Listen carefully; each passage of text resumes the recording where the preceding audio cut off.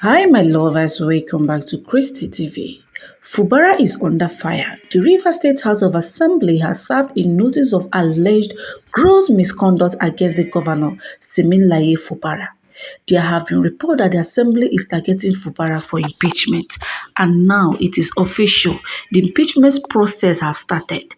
They did not make a single mistake to the extent that all the 26 speakers in the House of Assembly of Rivers State signed because of this particular purpose, impeachment purpose. Omo ha.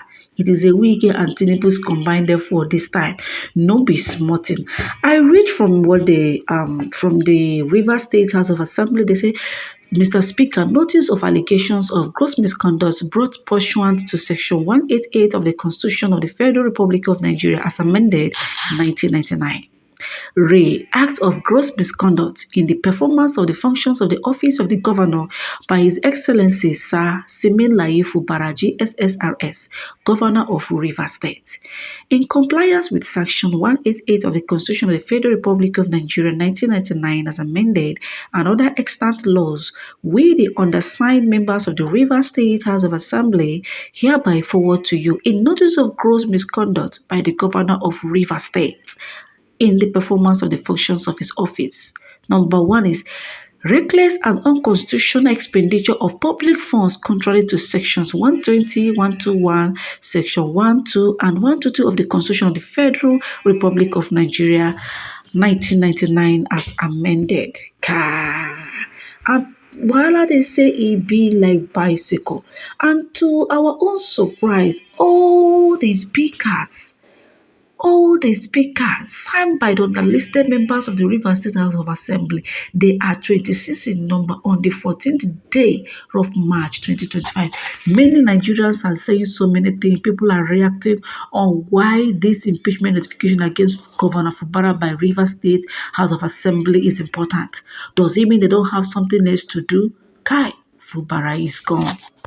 I want you guys to remember that as Fubara's impeachment have just started, this thing just commenced now. It is not backing down for these legislatures. Wike too has seen an opportunity. The two enemies of Rivers State should fight to finish since their plans failed. EFCC declared Fubara wanted for stealing 100 billion naira of Rivers State. Wike used his immunity to protect him and in turn made him governor of an oil-rich state which happens to be Rivers State. Sharing percentage could no longer stand and war began. So truth is between Wike and Fubara, there is no sense. People have taken sides on which of their criminals to support between the truth. My correct people, them. Even as we are talking, our own Asare Dokubo even honored an interview on channel television lambasting about this particular impeachment process to remove the present governor of Rivers State known as Fubara. What is your take on this? Watch many Nigerians' reaction towards this particular impeachment process and feel free to drop your opinion in the comment section. If you know you finished watching, never subscribe, kindly do well to subscribe. Subscription and free make you to watch our updates. Don't forget to share this video. People will never become governor before. People will the verse say they make you governor instead of them. Now then they advise you and they give you guidelines on how to stay as a governor for this kind of period where everywhere they like this. Or Subrile, they have served you, say, see the crimes where you commit. If you know what is good for you, all you are expected to do is to just, you see that table where they talk, say, thou prepared a table before me in the presence of my enemy. Go to that your enemy's house, ask them where that table they, say you and them one sit down, discuss how on our carry end this thing. If not, let me tell you, Mr. Governor, you are going and there is nothing you do about it. Nobody going. If the process don't start and they say you go go. If you like, send people to go to channels to go and talk. Nothing. It won't even end anything. If you like, send them to go to Arise to go and talk. Nothing. It will not still change anything. Now those people go see talk, say, this acting governor where they now as they remove you. Say this acting governor is the best thing that has ever happened to Rivers State after jollof rice. The only place from 2017 to now in this part of the world, there is no profile. Because I made sure. I would have gone and, like all other people, establish my profile refinery and make millions. But I did not. Because it is morally wrong. As a former president of our eyes, as a pioneer leader of the Joint Youth Council, to be seen in encouraging that which harm me and harm our people, and which harm the investment of our brother. So I think we advise that I'm not only doing that, he knows, they know, I'm also hunting them down. It's not because anybody pays or anything, ask anybody, I'm hunting them down to make sure they don't continue to spoil our environment, to commit environmental genocide against us, against ourselves, because of the greed of a few. Well, Dr. Samamadi is here to look at the issues raised by the Independent Judicial Accountability Panel on the current Supreme Court judgment on Rivers State, and then, of course, its implications. Let's start with that. Maybe we'll dive into some of the things we're hearing coming out of Rivers State, where there's so much tension and problems, orchestrated by the former minister who was a former governor in the state. What's your sense of what is playing out in Rivers State between the governor, who said he went to submit a letter, the House of Assembly saying, purported, let the governor show them who signed for the letter? Help us understand how this should play out. Well, I think first, the governor says, I now want to implement the Supreme Court decision. Yeah. And the governor, we saw a copy of letter written to the speaker saying, I'm now ready to present the budget. Again, this followed, the House already given 48 hours to do ultimatum. And so now we're hearing that the House saying, this was social media, or this was sent through WhatsApp to different groups. So we don't know where the truth of the fact is, whether the governor actually hand-delivered. No, the governor said he actually made a speech. He said he went and the House of Assembly was locked. No, that was when he went to visit. But the notion of the letter was first sent to say, I want to come and speak. So, but that doesn't matter. What matters is that if they got information the governor is going to present the budget, whether through the email sent to or WhatsApp to their members, I think because that's what the House claimed to want. They want to come and present it. And this is what the Supreme Court has ordered. And this is what has stalled for over months. Which the governor says, I will. So anyhow the governor gave notification, I think the House would be desirous. Okay, good. You are crossing this bridge. So it's not convincing to say the reason why we didn't entertain him was that he didn't, through the protocol, official receipt acknowledgement. So let's even agree that it wasn't officially acknowledged. I think that with the spirit that the House say you must bring this, they ought to have even bent backwards, assuming it didn't follow through protocol. So I think there was a protocol game going on there. That's very clear. So the House is not saying the truth. They didn't want him to present it for whatever strategic purpose. They now use the excuse that it was not properly done because this is what they wanted. They would have said, anyhow, bring it. But this kind of covers the real crisis here. The two parties are not really trying to solve a problem. They're trying to either maintain or win advantage. So this is a game of strategy, unfortunately. The House sees this win as a win to go further and impeach the governor. The governor is being forced to accommodate 25, basically forced by the Supreme Court, basically, to say you have to admit these people who they didn't believe were any longer legislators. So the governor is forced to accept them. They are now kind of feeling they have the upper hand. And the question then is, what to do with the governor? So if they did 25 or now 27 plus the remaining orders, we now work with the governor. First, admission that the governor of the state should remain. And the governor admits that via Supreme Court decision, which arguably can be argued against in many ways.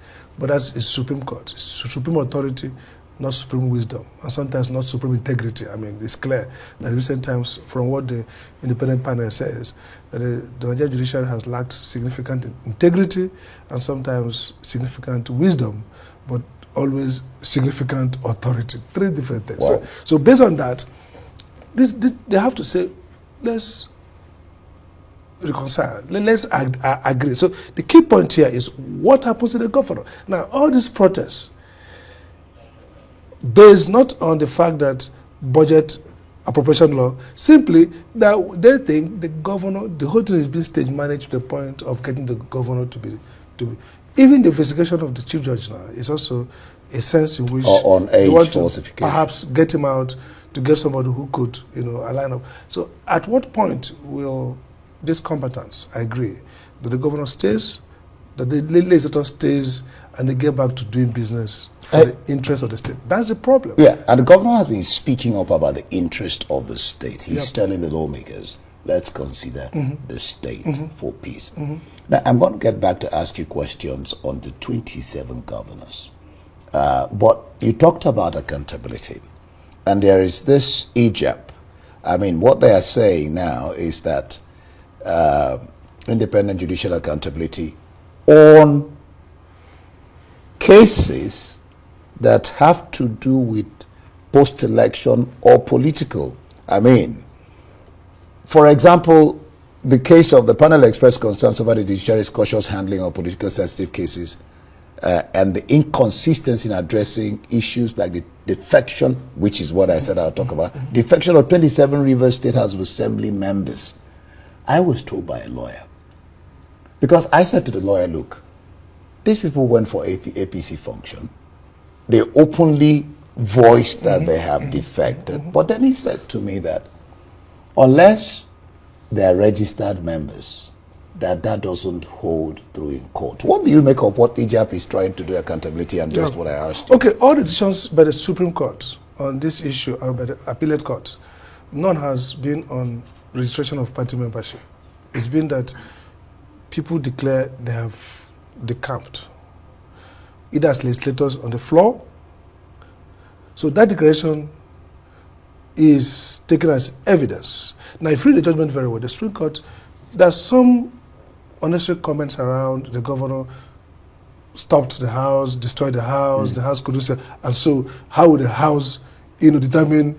Those are conjunctures that are not necessary. For example, under the even Supreme Court old decisions, the Hansard of the Parliament is legislative purpose, intent. So you could go back and say what actually happened on that day. So because that matter was not strictly before the Supreme Court, they didn't benefit from the evidence that perhaps, the matter was still coming up at the Court of Appeal. I don't know whether it's been truncated now. Yeah. If the Supreme Court has only focused on the Appropriation Act, or whether the power of the High Court decision to kind of hijack stop the appropriation, the allocation to Rivers State on the basis of, non-appropriation. Not having the House members sit. Exactly. If they stopped there, I didn't prejudge and determine, as it were, that they should present it back to these guys and they are valid until they wait until the evidence comes before them. Then they would have perhaps looked at that case and said, okay, fine. What is the evidence of their defection and what is the evidence of their non-defection? So I think that's where they modeled it and made some overreaching. As a matter of fact, I'm the chairman of the MBA Educative Review Committee, and we're going to meet on that. And so our decisions, many scholars have looked at it, so there are many things wrong with that decision. But the key point here is that this independent advisory committee or independent committee panel looked at inconsistency in the way the Supreme Court has carried on. Unfortunately, the Supreme Court has very low reputation today. I mean, if you look at the Afro barometer, about 75% as of 2013, 2023, 75% of Nigerians don't have confidence in the judiciary. Now, before you continue, explain this, if you will, that Fubara brought the matter via cross-appeal, challenging the validity of the 27 members. Well, if he has raised it as a cross-appeal, and then that means the matter was before the court, and therefore, but the quick question is that since the matter was still pending in the Court of Appeal, the idea was that maybe they would have determined it when the matter of Court of Appeal comes before the Supreme Court. But at any rate, the point, some of the language of that judgment were far-reaching, and somewhat the court was exasperated, kind of, and cast a lot of aspersion on one of the parties. Yeah. But the decision of the court has always been, and this is my view, that if a rebel member officially, by declaration, says they have left the political party and received by the leadership of another political party, for all practical purposes, they have defected. Now, if you are saying that I have not registered their name in that party, therefore they remain, that's the Supreme Court is the Supreme Court, but that logic for me does not, make enough sense to me. The idea, what we want to deal with, what is the defection, is that you move to another party, the party has received it, and you documents, affidavit filed in court, which they later withdrew. So, but where we are now is where the Supreme Court has. And by this time, the only domain the Supreme Court has said that we fought. We've talked about Imo State governorship election, where the Supreme Court deliberately was clearly error, and there was an appeal, and it took 4 years, almost 3 to 4 years, for a new application to vacate it. And it was this, and the question is, why should the court, keep this case for 4 years or 3 years, and then towards the end you bring it back? So there are many things wrong with the administration of justice at the highest level.